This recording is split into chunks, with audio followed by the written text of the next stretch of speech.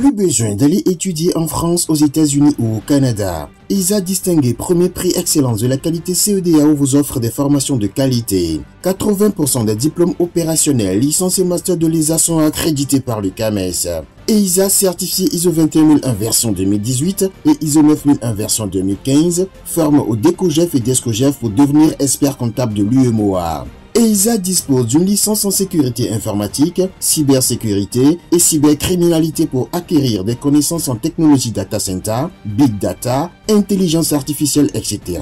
et d'une licence en génie logiciel, diplôme d'ingénieur de travaux informatiques reconnu par le CAMES. Cours en ligne disponible en partenariat avec l'AEF.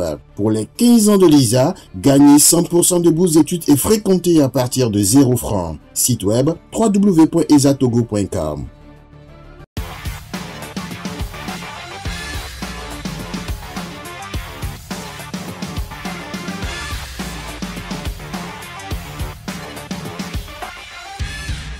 Face à ce qu'il qualifie de blocage politique, le Comité d'action pour le renouveau local, lors de sa rentrée de ce week-end, le week-end dernier justement, a proposé la cogestion du pays. La cogestion qui, en réalité, n'est pas un concept nouveau, un concept qui date déjà depuis 2008, l'époque du président fondateur Maître Yaovi Amoibo. Mais en 2008, Faure Gnassingbé cherchait encore l'équilibre. En 2024, Faure n'a jamais été aussi fort que ça. Est-ce que la cogestion, c'est le moment ou jamais où pour que cela puisse marcher? Qu'est-ce qui ferait marcher ça aujourd'hui alors que ça n'avait pas marché hier? On en parle ce soir avec le président du CAR. Évidemment, vous me poserez la question de savoir quel CAR, parce qu'au passage, on sait qu'il y a 2 CAR, mais on verra ça avec lui tout à l'heure. Monsieur Yaodaté, bonsoir. Bonsoir, monsieur Roger. Permettez-moi de vous appeler Roger pour être plus intime. C'est très bien. Ouais. Et merci pour l'invitation. Permettez-moi de saluer tous vos collègues qui sont ici et qui se battent comme de beaux diables pour que l'émission puisse être écoutée et vue partout. Mais d'entrée de jeu, je vous dis qu'il y a un seul cas. Et c'est le seul cas que je préside. Il n'y a pas de cas. Le seul cas, c'est le Comité d'action pour le renouveau. Oui, mais c'est un parti qui est disputé entre 2 fronts. Pas du tout. Finalement, je me demande, est-ce que vous êtes du faux cas ou du vrai cas? Pas du tout. Il n'y a pas de cas. Il n'y a qu'un seul cas. Mais vous êtes quand même en justice. Le parti n'est pas, le parti est en justice. Si ceux qui veulent aller en justice, mais il y a une décision de la Cour constitutionnelle qui a été claire. Jusqu'à nouvel ordre, c'est un seul cas. Jusqu'à nouvel ordre. Bien. Ça dit que le problème est toujours là. Mais dès qu'ils auront un autre ordre, là, vous pouvez parler de 2 cas. Mais pour le moment, c'est un seul cas. Eh bien, vous parlez du blocage politique et comme remède, vous parlez de la cogestion du pays. Je voudrais quand même creuser un peu avec vous la cogestion du pays, mais j'ai d'abord une question avant cela, et c'est de savoir, est-ce que vous pensez que nous sommes actuellement dans une situation de blocage politique au Togo? Bien sûr que oui. Vous savez, il faut qu'on se donne la peine de bien analyser. Vous avez fait la présentation dès le début en disant que Faure aujourd'hui est plus fort que jamais. En 2008, la cogestion n'a pas marché. Qu'est-ce qui fait qu'en 2024, la cogestion va marcher? Je rappelle qu'en 2008, il est arrivé, ça fait à peine 3 ans dans les conditions qu'on connaît. Il se cherchait. Mais aujourd'hui, il se cherche plus. Peut-être qu'au moment où il se cherchait, il n'avait pas vu la nécessité d'avoir la cogestion. Mais aujourd'hui qu'il est plus stable. Mais le problème perdure. La preuve que vous et moi, vous savez que aujourd'hui, le problème qui est sur le tapis, c'est la Constitution. Nous l'avons dit dans notre déclaration. Il y a un certain nombre de fléaux qui se passent. Un pays qui est tout le temps sous tension pose un sérieux problème. Et vous êtes d'accord avec moi que en 2018, à un moment donné, il y avait quelqu'un qui a proposé sur les médias internationaux que si l'opposition veut arriver au pouvoir, il faut qu'il prenne les armes. Oui, vous voulez parler. Oui, non, je vous dis. Du ministre Trémois. Non, je ne veux pas citer le nom. Oui, c'est mais aujourd'hui, dans un débat. Nous disons que non, il ne faut pas aller sur ce terrain parce que le seul terrain, le bon terrain, la bonne solution pour le Togo, c'est de passer par la cogestion. Et cette cogestion permettra au pays d'être stable pour un long moment. Et à un moment donné, nous aurons confiance les uns en les autres pour que l'alternance ne soit plus perçue comme une menace pour certains. Oui, Le problème que nous avons, c'est ça. Oui, la co-gestion, on va en parler parce que c'est un concept qui m'intéresse énormément, mais je veux voir aujourd'hui, concrètement, il y a un parti qui a gagné les élections à plus de 95%, qui doit être aux anges, je suppose, qui se prépare, par exemple, à tout de suite à installer la 5e République. Bon, de ce côté, tout est calme aujourd'hui. Plus personne ne conteste plus grand-chose. Évidemment, il y a eu des contestations ça et là. Mais apparemment, maintenant, tout est calme. Et vous parlez de blocage politique. C'est ce que je ne comprends pas. Oui, quelles sont les caractéristiques de ce blocage politique? Ça, c'est intéressant que vous dites. Vous avez utilisé le mot « je suppose ». Ce mot dit que vous n'êtes pas certain. Ce mot traduit la réalité de la politique togolaise. C'est très important. Alors, si vous reculez un peu de quelques années, disons de 4 ans seulement, 2020 a été très, très perturbé au Togo. 2018 a été très perturbé. Non, à partir de 2017. Ah oui, attends. 2017. Donc, alors qu'en 2017, le président Faure a fait déjà plus de 10 ans. Si je ne me trompe. Mais ça a été perturbé. On m'avait dit qu'en 2008, il tanguait. Mais en 2018, le problème était réel. En 2020, le problème était plus compliqué. Mais est-ce que nous allons toujours continuer par vivre ces cycles de violence tout le temps? Est-ce que nous ne devons pas réfléchir pour trouver la bonne solution pour que, une fois pour de bon, les Togolais soient apaisés et regardent pour leur développement? C'est ça ce qui en fait importe au parti que nous sommes au cas. C'est pour cela que nous proposons la cogestion. En fait, la cogestion permet de stabiliser. Et attention, il ne faut pas que ceux qui sont aujourd'hui au pouvoir pensent que tout est rose. Non. Ils savent, ils sont conscients qu'il y a problème. Et c'est pour cela que nous leur disons, on doit se dépasser. Pour que chacun sache qu'il doit mettre de l'eau dans son vin. Pour que le Togo, qui est l'ordre de l'humanité, qui est cher à nous tous, puisse continuer son chemin. Monsieur Yaoundate, lorsqu'on gagne les élections à 95%, 108 sièges à l'Assemblée nationale contre 5, et vous parlez de blocage politique, est-ce que ce n'est pas l'opposition togolaise qui est bloquée par hasard? Alors, ça, vous me permettez de revenir en arrière encore. Souvenez-vous que lorsque les résultats sont donnés pour ces élections, le CAR a fait une conférence de presse et a dénoncé un certain nombre de choses. Comment voulez-vous que on puisse dire que les élections sont gagnées à plus de 95% lorsque un certain nombre de gens contestent? Comment voulez-vous que on puisse accepter des résultats lorsque les gens contestent l'organisation des élections? C'est pour cela que nous disons au CAR que faisons attention, donnons-nous le temps. Avant ces élections, nous avons dit, donnons-nous le temps de les préparer en les reportant en 2025. Je crois que vous avez eu écho de cette proposition. Nous avons fait, les gens se sont jetés sur nous, sur les médias. Mais aujourd'hui, les faits nous donnent raison. Ceux qui se sont jetés sur nous, sur les médias, si nous avaient écouté et que l'opposition avait fait bloc ensemble pour faire cette demande-là pressante, nous allons pouvoir reporter les élections. Le parti au pouvoir, son rôle, c'est de maintenir, c'est de tout faire pour garder le pouvoir. Mais il faut qu'à un moment donné, le parti au pouvoir sache que tout doit être dans la transparence. C'est pour cette raison que les élections qui sont passées posent un problème. Monsieur Yaoundate, les élections, le Togo a une longue tradition avec les élections, les contestations, les violences. Le cycle est très bien connu. C'est une longue tradition. Mais cette tradition n'a jamais affiché un résultat aussi écrasant. Donc, vous voulez qu'on continue toujours dans cette tradition d'élection, violence, négociation?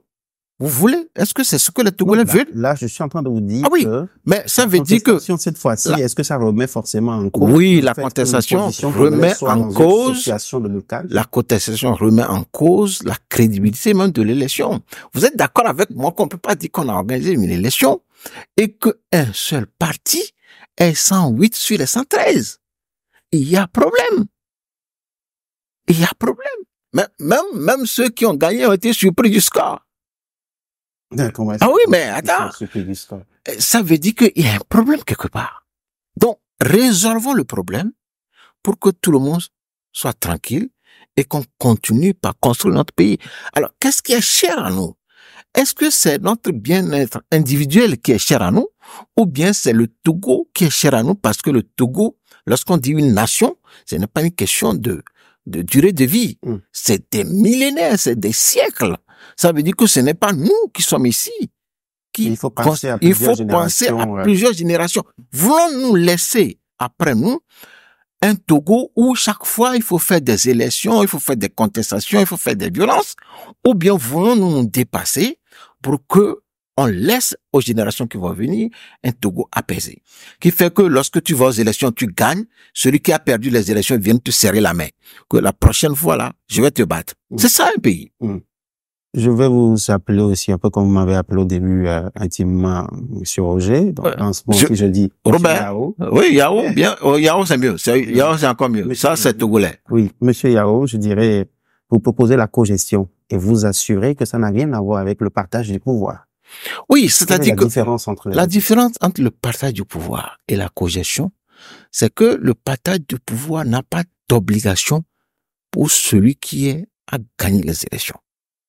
Par contre, la cogestion a une obligation. C'est pour cela que les lignes qui ont suivi notre déclaration, nous avons dit, il faut l'inscrire dans la Constitution. Je suis parti aux élections. Surtout, la cogestion se base sur les élections législatives. J'ai eu 5 députés, un exemple. Donc, la cogestion doit nous dire que lorsque tu as 5 députés, tu as droit à 2 ministres, ou bien à un ministre, à un préfet, ou bien à ainsi de suite. Donc, c'est la Constitution qui l'impose. Ça veut dire que celui qui est au pouvoir, c'est qu'il a l'obligation de gouverner le pays avec celui qui a. C'est comme lorsqu'on nous dit, vous devez avoir 5% pour avoir votre caution. Votre caution, oui. C'est la même chose. Donc, dès qu'on s'entend, c'est une question de se dépasser. Dès qu'on s'entend pour dire que mais le Togo que nous voulons, c'est un Togo meilleur pour nos enfants, pour les enfants de nos enfants, cette façon de diriger le pays pendant un temps fera que le pays sera stable. Et dès que cette confiance-là va renaître entre les acteurs politiques, ce n'est pas parce que je suis au pouvoir que je deviens ennemi de celui qui est à l'opposition, parce que je sais que demain je peux aussi retourner dans l'opposition. Nous allons construire une nation. Vous savez, nos aïeux ont dit le Togo est l'or de l'humanité. Ce n'est pas un fin mot. Mais nous devons travailler en sorte que le Togo devienne vraiment l'or de l'humanité. Les gens vont me dire, mais où est-ce qu'on a une fois expérimenté cette histoire de cogestion que vous sortez au cas, c'est toujours... Justement, avant d'en arriver là, je rappelle quand même que l'auteur de la cogestion, lui-même, il a été aux affaires, entre 2006 et puis 2007. Mais en ce moment, il n'avait pas parlé de cogestion. C'est après, peut-être son passage, je parle du feu Yaouya Bouibo, ce n'est qu'en 2008 qu'il a commencé à parler de la cogestion, de la refondation de la République. C'est vrai que vous avez de la rhétorique au cas, ça, il faut le reconnaître. Ah oui, non, on n'a pas que de la rhétorique. On a des propositions de solutions. Et à chaque fois que les gens ne nous écoutent pas, vous en faites encore. Ah non, à chaque fois que les gens ne nous écoutent pas, les conséquences suivent. Je viens de vous parler de ce qui s'est passé tout récemment. Je vous dis, nous avons proposé que les élections soient reportées en 2025. Et il y a aussi certains de vos collègues qui se sont bien moqués de nous sur les médias. Et je ne sais pas comment ils se sont arrangés, mais ils ont dit tout ce qu'ils veulent dire.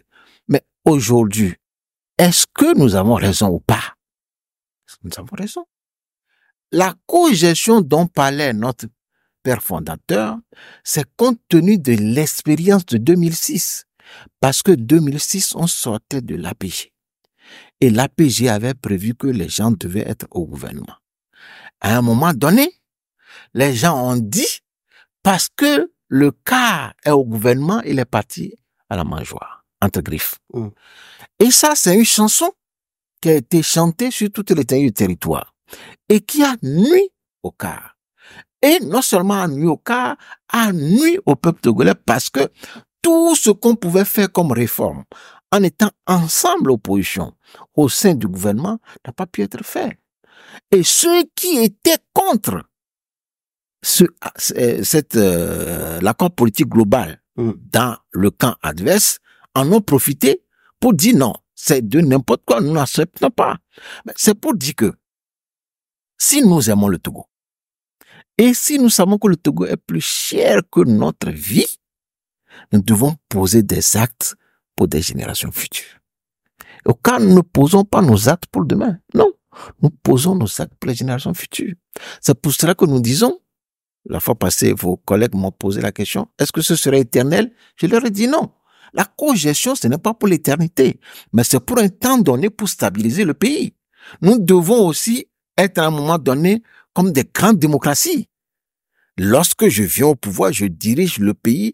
Lorsque ceux qui sont dans l'opposition sont opposition. Mais actuellement, là où nous sommes tellement divisés que pour pouvoir y arriver, au lieu d'aller chercher les armes qu'on l'a proposé que quelqu'un, cherchons la cogestion. Alors, vous parlez justement de la cogestion, le concept d'ailleurs qui nous rassemble ici sur ce plateau. Est-ce que votre proposition n'arrive pas un peu tard? Est-ce que en l'état actuel des choses, d'abord, vous n'avez aucun député à l'Assemblée nationale. Comment prétendez-vous, ou bien comment est-ce que vous pourriez inscrire la cogestion ou contribuer à l'inscrire dans la Constitution? C'est déjà trop tard, non? Est-ce qu'il est trop tard pour bien faire? Non. Il n'est jamais trop tard pour bien faire. C'est pas parce que nous ne sommes pas au Parlement que nous n'avons pas le droit de faire des propositions. Si nous faisons des propositions et que les dirigeants, Dieu leur donne l'esprit d'ouverture, de se dépasser pour voir que la proposition la permet au pays d'être stable, c'est une bonne chose. Vous savez, aujourd'hui, nous avons dit dans notre document que le Togo est face aux attaques djihadistes. Pour que le pays soit stable et puisse affronter comme un seul homme ces éléments qui arrivent pour détruire la vie de nos populations et de nos vaillants combattants, soldats, mais il faut qu'on soit unis. Mais on ne peut pas être unis lorsque l'autre conteste tout le temps.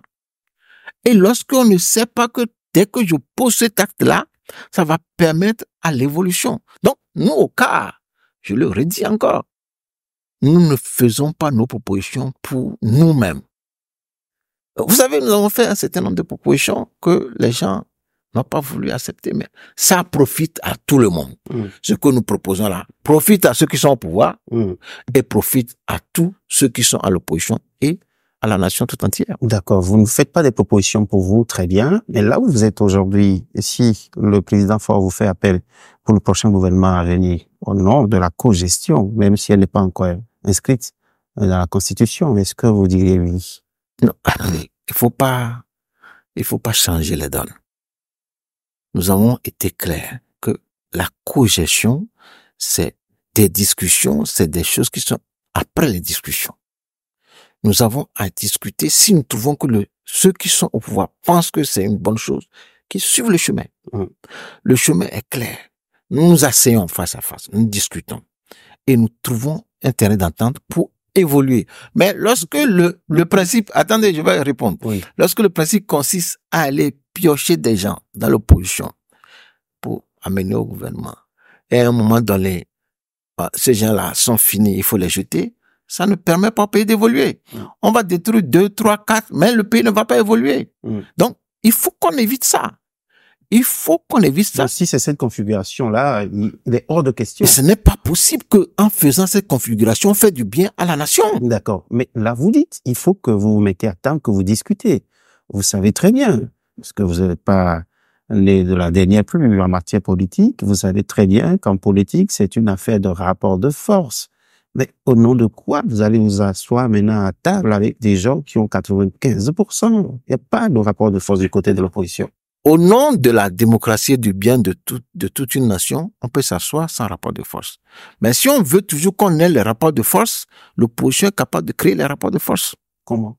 Ah oui, mais attendez, c'est-à-dire que nous vivons comme s'il n'y a pas l'histoire. Personne n'a cru que le 19 août peut se passer dans ce pays. Naturellement, ils ont Ah oui, personne n'a personne n'a de mesure. Mais attendez, ne dites pas ça, parce que qui peut croire qu'il n'y a pas les mesures? Toutes les mesures sont là. Mais ce qui est bon pour un pays, il faut faire en sorte que ça soit bon. Donc, le parti au pouvoir qui dirige la nation et le chef de l'État, lui-même l'a dit, qu'il est important de faire en sorte que la majorité des populations bénéficient des biens du pays et que ça ne soit pas que la minorité. Ce qu'il a dit là est très fort. Donc, la cogestion que nous proposons permet à ce qu'on arrive à ça. Et nous devons sortir du fait que je suis le plus grand de tout le monde, je vais dicter ma loi. Non. Dès que nous serons dans cette configuration, nous ne permettrons jamais au pays d'évoluer et d'aller vers la vraie démocratie. Monsieur Yaoundaté, depuis 2016, votre cas, le parti traverse une crise qui a vu le départ de presque la moitié, en tout cas une bonne partie des cadres. En ce temps, il y avait encore monsieur Maître Yaouya Bobo qui était là, mais la crise a été exacerbée finalement à partir de 2020. Aujourd'hui, vous avez une belle proposition à la cogestion. Et si seulement vous appliquez cette cogestion au cas pour pouvoir régler les problèmes internes pour que tout le monde revienne, est-ce que ça ne serait pas un bel exemple? Non. Ça aussi, c'est un autre problème. C'est-à-dire que dès la création des partis politiques, il y a un certain nombre de gens qui sont venus aux partis politiques parce que on a un intérêt à défendre, un intérêt personnel à défendre. Intérêt personnel? Bien sûr. Et il y a des fois où, lorsque ça ne marche pas, tout de suite, on est parti. Je peux vous dire que au cas, on a connu des gens, surtout, vous venez de parler de 2006, lorsque Maître Gbagbo était à la primature, ils étaient partis ministres, parce que Maître Gbagbo était à la primature. Dès que Maître Gbagbo a quitté la primature, a dit que nous n'allons plus être au gouvernement, ils sont partis. C'est une question de conviction. Et je suis sûr que nos frères qui sont partis et qui sont aujourd'hui hors du cas vont revenir. Parce que c'est une question de conviction. Lorsque vous avez la conviction. Pour qu'ils reviennent. Non, on peut pas tout étaler sur les places publiques. Il y a des tractations qui sont en cours pour ça. On peut pas tout étaler. Mais ce sont nos frères. Ils sont nos frères. On n'a pas dit que nous, au cas, on ne prend pas les gens de unis comme des ennemis. On ne peut pas prendre nos frères comme des ennemis. Non, ils sont nos frères. Ils vont revenir à la maison. Nous leur souhaitons de se transcender et de revenir à la maison. Parce que lorsque vous allez jouer un match de foot, dès que vous marquez un but, on dit que l'équipe là a gagné, vous allez vociférer, mais à un moment donné, vous devez revenir pour dire que bon, c'est comme ça. Monsieur Yaoundaté, toujours une dernière question dans ce sens. Est-ce que vous ne pensez pas que l'image serait très forte quand on vous verra ensemble avec Jean Kissi pour dire au pouvoir, voilà un exemple de la cogestion?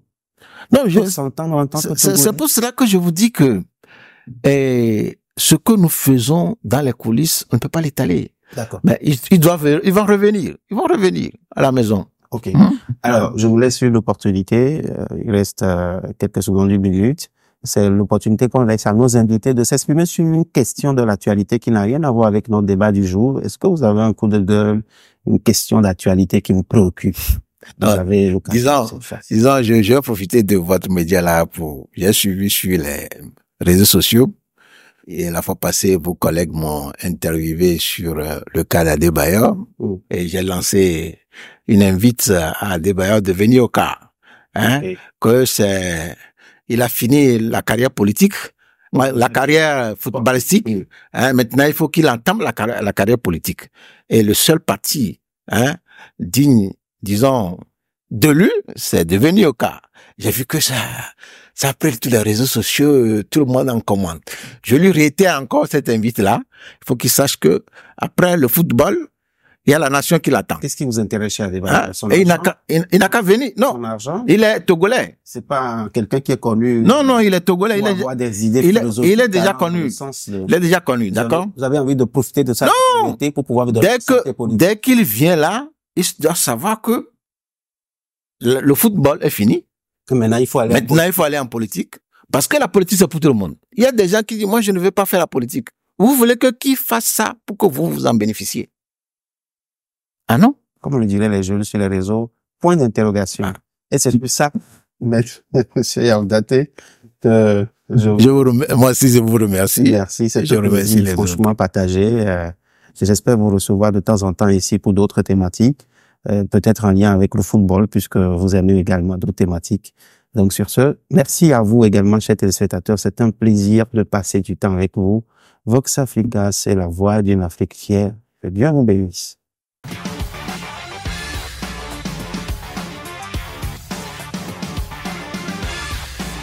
Vous avez suivi l'émission Écho du Togo avec l'École supérieure des affaires ESA.